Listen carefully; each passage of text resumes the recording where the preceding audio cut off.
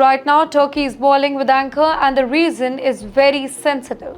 People came out on the streets of Istanbul, furious over a cartoon published by popular Turkish magazine called LeMan. The cartoon was seen by many Muslims as disrespectful towards Prophet Muhammad, something that is considered extremely hurtful in Islam. Protesters were so angry that the police had to fire tear gases and rubber bullets to control the crowd. In the meantime, the Turkish government reacted very strongly. The interior minister called the cartoon shameless and said those who did this should be punished. 4 staff members from the magazine, including the editor and the cartoonist, were arrested for insulting religious values. With this, the justice minister also made it clear, freedom of speech does not mean freedom to insult somebody's religious beliefs. But what was the cartoon? Let me help you. It showed 2 characters under a bombing scene, shaking hands and introducing themselves. One saying, "I am Muhammad," and other one said, "I am Musa." The magazine tried to explain that it was not meant to show the prophet.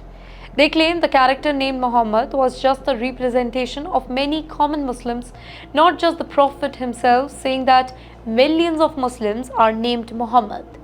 But this explanation didn't convince the public or the authorities.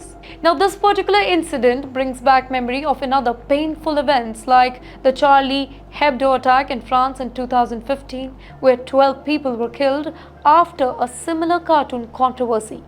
Or the Danish newspaper, that incident in 2005, where cartoons showing Prophet Muhammad as a terrorist led to global outrage. Or even the heartbreaking case in 2020 of Samuel Paty, a French teacher who was murdered after showing cartoons of the Prophet during a lesson on free speech. But why do cartoons on Prophet Muhammad cause such anger among Muslims? Let's understand this deeply.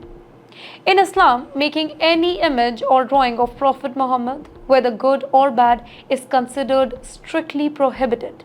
Though the Quran doesn't directly say don't draw, but it teaches that Allah and His creation cannot be captured by human hands, as doing so might lead people towards idolatry, worshipping pictures or objects, which is a big sin in Islam. For Muslims, Prophet Muhammad is not just a religious figure. He is somebody deeply loved, respected, and followed. But when somebody draws or mocks him, it feels like a direct attack on their identity, their family, their beliefs, everything that they hold sacred. Experts have often explained that this is very simple. Imagine somebody burning your country's flag. How painful and insulting would that feel? That's exactly how Muslims feel when they see their prophet being mocked. It's not about lacking a sense of humor. It's about defending something that is sacred and non-negotiable. Now let's go on the other side. Cartoonists and some media groups argue that this is about freedom of speech, the right to joke, criticize, or comment on anything, including religion. But critics say sometimes these cartoons are published not for humor, but to provoke Muslim communities, to make them feel unwelcomed or to stir controversy. Even the editor of Danish newspaper that first published offensive cartoon admitted that his intentions was to provoke Muslims and test how much they could actually tolerate, which obviously backfired badly. In the end, the debate is intense.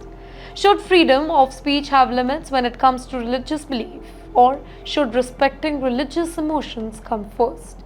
This is a global question and one that doesn't have an easy answer.